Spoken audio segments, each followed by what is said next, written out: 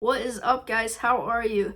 Today we're going to do our very first Peace Pals video. And we're going to talk about Jesus walking on water. I've got my Spark Bible here in front of me. And if you guys have a Spark Bible at home, you can turn to page 294. And that's what we'll be talking about today. So before we get too far into it, I wanted to let you in on a few things that that the story in the Spark Bible doesn't let you in on. And so to start this story off, Jesus' friend John the Baptist, the guy that baptized Jesus, you guys remember the one that ate bugs and ate wild honey and dressed in fur, he had just passed away. And so Jesus was grieving, and he was seeking solitude, so he was trying to find a place to pray on his own. And, you know, a lot of times in the Bible, when Jesus goes off to pray, crowds follow Jesus because they want to hear from Jesus about the amazing things that Jesus knows about and is teaching everybody about. And so after Jesus was done teaching this crowd, he went off to pray. And so while this was happening, the disciples left and they went on a boat into a lake or a body of water, and a storm was happening. And so this is when the story picks up. All right, so I'm going to read from you again. This is 294 in the Spark Bible. All right, so the disciples were just waking up on their boat. They had been out on the water all night. It was so early, the sun wasn't even up yet.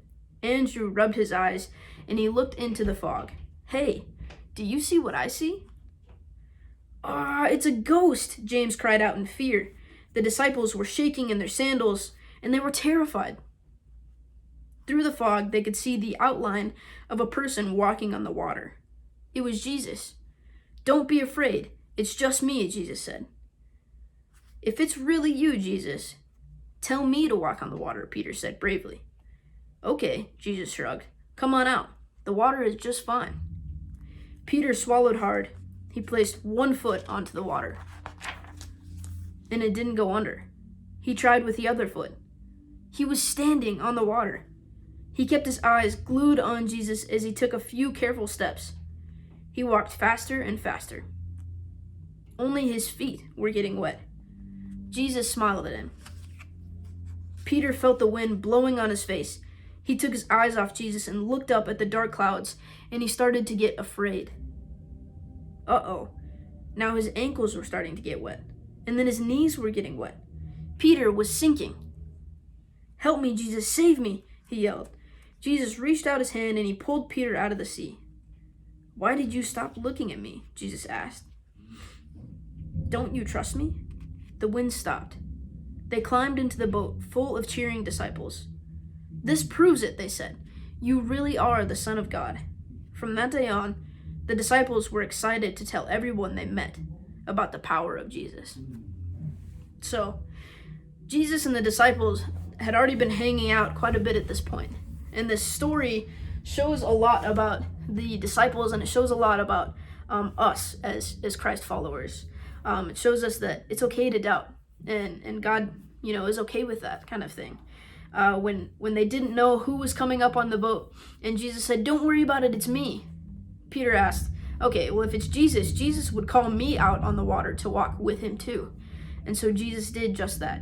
Even though Peter and the other disciples were doubting him, Jesus invited Peter out onto the water to show him that it really was him. Jesus is always showing the disciples through these miracles the magnitude of who he is and who we are as Christ followers, and that we can trust God. And so that's pretty cool. Jesus often proves to us that it's okay to doubt, and it's okay if we have questions. And I love when you guys have questions as Peace Pals, or whoever is watching this. Questions are totally okay, and sometimes the questions that you have are some of the same questions that we have. And I can probably say the same for Will too, and other pastors as well. So Jesus always shows us that it's okay to trust him, but it's okay that if we doubt too, and he never wants us to be afraid and stuff like that. But doubting, when something amazing happens and when something crazy happens, a lot of times you think, that cannot be true. And so doubt is just a part of the process. It helps us process things as humans, and it helps us prepare us for things that we think cannot be real. And so that's pretty good news. Jesus is always with us in doubt, and Jesus is with us all the time, and he's there to catch us when we fall, or catch us when things that don't happen for us the way that we want them to. And so I've got a question for you. Have you guys ever learned to swim? A couple years ago, I taught my niece how to go underwater. She had done swimming lessons before and she could swim, but she was really afraid to go under the water. And so we went to a hotel and we spent hours and hours on trying to get Natalie to go underwater. And she was really afraid. And after she went underwater, we kept telling her that once you go underwater, you're going to find out that there's nothing to be afraid of. And so when she finally did, she didn't want to stop being under the water. She didn't want to come up for air. And that is kind of like how we are with Jesus. Jesus tells us that it's okay and that we can go forward and not to be afraid. And we'll find out that we don't have to be afraid about the things that sometimes that we're afraid of. And Jesus is with us even when we are. And he's with us even after we get past it and find out that there really was nothing to be afraid of. But Jesus is with us during the whole process, no matter if we doubt or no matter if we don't doubt, which is really cool and really good news. So, all right, so I've got this bucket of water here, and I'm going to tilt the camera down just a bit and then pull this towards me. All right, so I've got a bucket of water and some items that I'm going to throw in this. Well, I'm not going to throw them, but I'm going to drop in this bucket, and we're going to see if they sink or if they float. So I've got a rubber duck. Do you guys think this is going to sink or float? I'll give you a second to answer that. All right. And the duck floats. He kind of floats on his side, but that's okay. He floats nonetheless. All right, we've got a spoon. Do you guys think the spoon is going to float or sink? All right, we'll drop it in there. It sinks. We've got a key. Do you think this is going to float or sink? It sinks. We've got an Expo marker, an orange one. Do you think this is going to float or sink? That one floats, kind of getting out of the frame. All right, we'll take that out there so hopefully that still works after we're done with this. We've got a die. Do you think this is going to float or sink? It sinks. And the last thing we've got is this can of soda. It's Pepsi Zero Sugar. And this might be a tricky one. If you guys have a can of soda at home, I encourage you to try this out. And let me know what kind of soda that you use, because it might be different. The outcome might be different than what this one does. So this is Pepsi Zero Sugar. And the Pepsi Zero Sugar floats. Ah, interesting.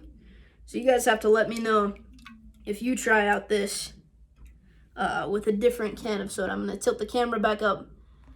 Hopefully it's a little bit crooked, but I'm not going to spend too much time fixing that. Why do you think that some of these items float or sink? This probably has a lot to do, well, I know it has a lot to do with science and how the molecules are floating around differently. Again, my niece Natalie, she did a science experiment about how basketballs, how high they will bounce if the basketball itself is at different temperatures. So they put a basketball outside or in the freezer, and it bounced really low. And then they put a room temperature ball in their hands, and they bounced it, and it bounced a normal height.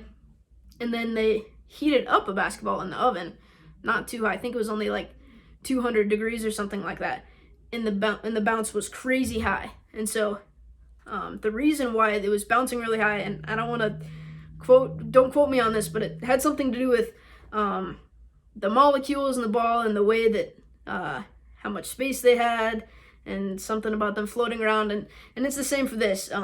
Dense objects like a spoon or a key or a dice, they sink, and things like a rubber duck that have a lot of air in it, the molecules have a lot more room to float around and stuff like that. Anyway, my question for you is, do you think that Jesus was walking on the water because of science, or do you think that Jesus was walking on the water because of a Jesus thing, a miracle thing, and a God thing?